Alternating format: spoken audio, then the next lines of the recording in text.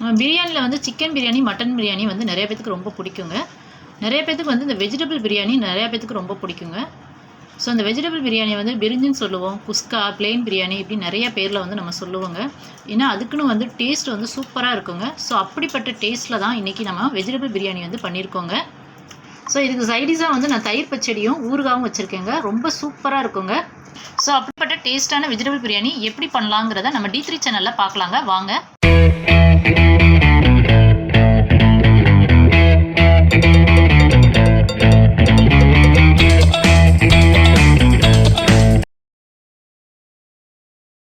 இன்றைக்கி வந்து வெஜிடபிள் பிரியாணி பண்ணுறதுக்காக வெங்காயம் வந்து ஒரு 3 பெரிய வெங்காயம் வந்து நீட்டாக வந்து ஸ்லைஸ் பண்ணி வச்சுருக்கேங்க. அதோடு வந்து தக்காளி வந்து 2 பெரிய தக்காளி நல்லா பழுத்த தக்காளியை எடுத்து கட் பண்ணி வச்சுருக்கேங்க. அதையும் வந்து நீளவாக்கில் வந்து கட் பண்ணி வச்சுருக்கேங்க. ஸோ காரத்துக்காக பச்சை மிளகா வந்து 4 பச்சை மிளகாய் எடுத்து அதை சின்ன சின்ன பீஸாக வந்து கட் பண்ணி வச்சுருக்கேங்க. அதோடு வந்து இஞ்சி பூண்டு பேஸ்ட்டு வந்து 2 பூண்டும், அதோட இஞ்சி வந்து ஒரு பெரிய பீஸ் இஞ்சி வந்து தோல் சீவி, அது கூட வந்து என்ன அரைச்சிருக்கேன்னா 2 பச்சை மிளகாங்க. இஞ்சி பூண்டோட வந்து 2 பச்சை மிளகாய் சேர்த்து அரைச்சி எடுத்துகிட்டு வந்திருக்கேன். ஸோ அதுதான் நம்ம பார்க்குறது. இஞ்சி பூண்டு கொஞ்சம் நிறையா போடும்போது வந்து டேஸ்ட் வந்து நமக்கு நல்லா கிடைக்குங்க. ஸோ அதனால் பூண்டு வந்து 2 பூண்டு எடுத்திருக்கேங்க நான்.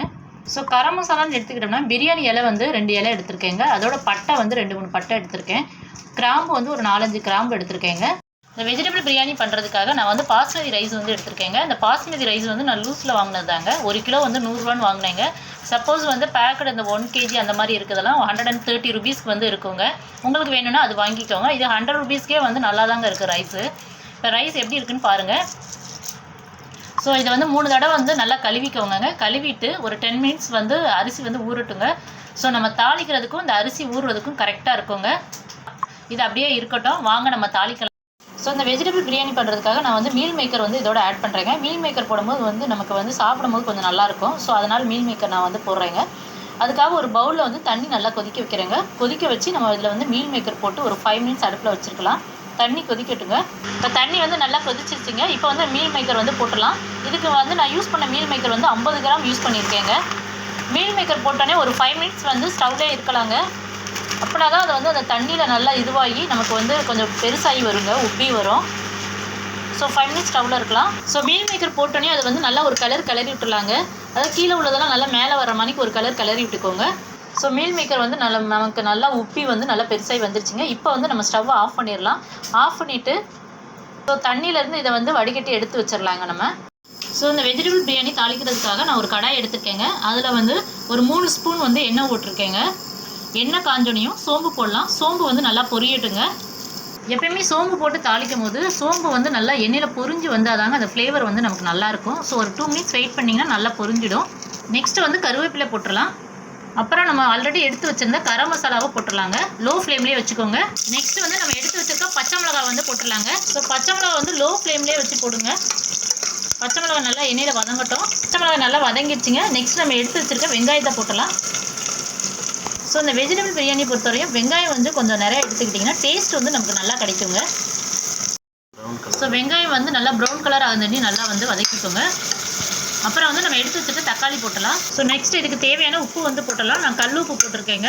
உங்களுக்கு உப்பு எப்படியோ அதுக்கு தகுந்த மாதிரி போட்டுக்கோங்க. ஸோ தக்காளி வந்து நல்லா வதங்கிடட்டுங்க. நல்லா வதங்கிடுச்சு. இப்போ வந்து நம்ம எடுத்து வச்சுருக்க இஞ்சி பூண்டு பேஸ்ட்டு போடலாம். ஸோ நமக்கு வந்து 2 ஸ்பூன் அளவுக்கு இஞ்சி பூண்டு பேஸ்ட் வந்து எடுத்துருக்கோங்க. நல்லா பெரிய ஸ்பூனுக்கு 2 ஸ்பூன் நம்ம எடுத்துக்கோங்க. ஸோ அப்போனா தான் டேஸ்ட் வந்து நமக்கு நல்லா இருக்குங்க. ஸோ இஞ்சி பூண்டு பேஸ்ட்டு போட்டு ஒரு 5 மினிட்ஸ் நல்லா வதக்கிக்கலாங்க. நல்லா வதங்கிடுச்சு. ஸோ அதுக்கப்புறம் வந்து ஒரு ஹாஃப் லெமன் எடுத்து அதை வந்து லெமன் ஜூஸ் வந்து புழிஞ்சு விட்டுருலாங்க. ஸோ லெமன் போடும்போது வந்து டேஸ்ட் வந்து நமக்கு சூப்பராக இருக்குங்க. ஸோ லெமன் லோ ஃப்ளேம்லேயே வச்சுக்கோங்க. லெமன் ஜூஸ் போட்டோன்னே ஒரு 2 மினிட்ஸ் வந்து ஸ்டவ்வில் வச்சுருக்கலாங்க. அதுக்கப்புறம் வந்து நம்ம எடுத்து வச்சுருக்க மீல் மேக்கரை வந்து நம்ம ஆல்ரெடி வந்து தண்ணியிலேருந்து ஃபில்ட்ரு பண்ணி வச்சுருக்கோம். ஸோ அதை வந்து போட்டுடலாம்.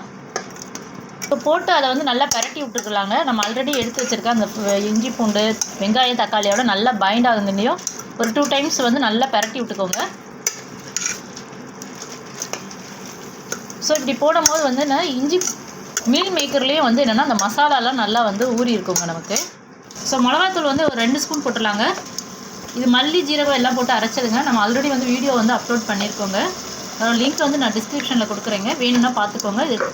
இந்த தூள் வந்து ரொம்ப டேஸ்ட்டாக இருக்குங்க.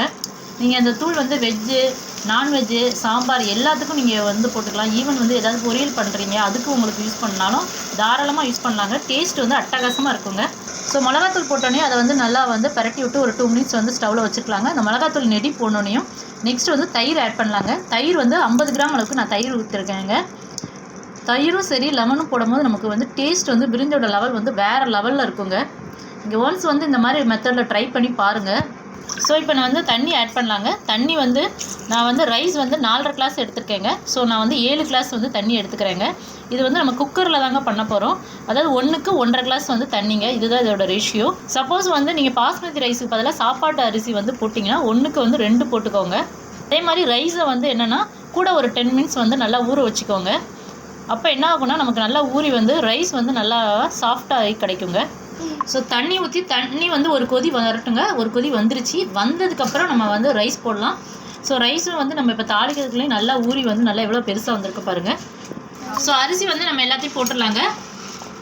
கலர் வந்து நமக்கு எப்படி வந்திருக்கு பாருங்கள், செமையாக வந்திருக்குங்க. அரிசி போடும்போது தண்ணி வந்து நல்லா ஃபில்ட்ரு பண்ணி போடுங்க.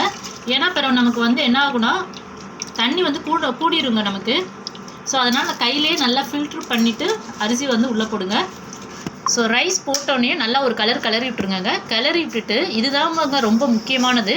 இந்த ஸ்டேஜில் நம்ம வந்து நெய் ஆட் பண்ணுறோங்க. ஸோ நெய் வந்து நான் வந்து 2 ஸ்பூன் வந்து இதில் ஆட் பண்ணுறேங்க. ஸோ நம்ம யூஸ்வலாக வந்து தாளிக்கும் போது நெய் போடுவாங்க. அப்படி போடாமல் அரிசி போட்டோன்னே இந்த மாதிரி நெய் போட்டிங்கன்னா நெய்யோட வந்து ஃப்ளேவர் வந்து நல்லா இறங்கி நமக்கு வந்து அரிசியும் சாஃப்டாக இருக்கும். அட் த சேம் டைம் வந்து பிரியாணியும் வந்து நல்லா டேஸ்ட்டாக இருக்குங்க. ஸோ இப்போ நம்ம வந்து குக்கரில் வந்து மூடி போட்டுடலாங்க. மூடி போட்டு 2 விசில் விடலாங்க. 2 விசில் விட்டோன்னே நம்ம ஆஃப் பண்ணிவிட்டு எப்படி இருக்குன்னு பார்க்கலாம். ஸோ இப்போ நான் மூடி போட்டுறேங்க. இப்போ வந்து 2 விசில் விட்டு நம்ம வந்து இறக்கியாச்சிங்க. எப்படி வந்திருக்கு பாருங்கள், எவ்வளோ சூப்பராக இருக்குது பாருங்கள். நல்லா அரிசியுமே வந்து நல்லா பொலன்னு வந்திருக்கு பாருங்கள். ஸோ எப்பயுமே வந்து குக்கர் ஓப்பன் பண்ணும் போது ஏர் ரிலீஸ் ஆனதுக்கு அப்புறம் வந்து குக்கர் வந்து ஓப்பன் பண்ணுங்கள். ஏரோட ரிலீஸ் ஆகிறதுக்கு முன்னாடி ஓப்பன் பண்ணாதீங்க. எவ்வளோ சூப்பராக இருக்குது பாருங்கள். இப்போ ரைஸும் வந்து நம்ம ஒரு 10 மினிட்ஸ் ஊற வச்சதுனால ரைஸும் வந்து நல்லா வந்து சாஃப்டாக இருக்குங்க நமக்கு.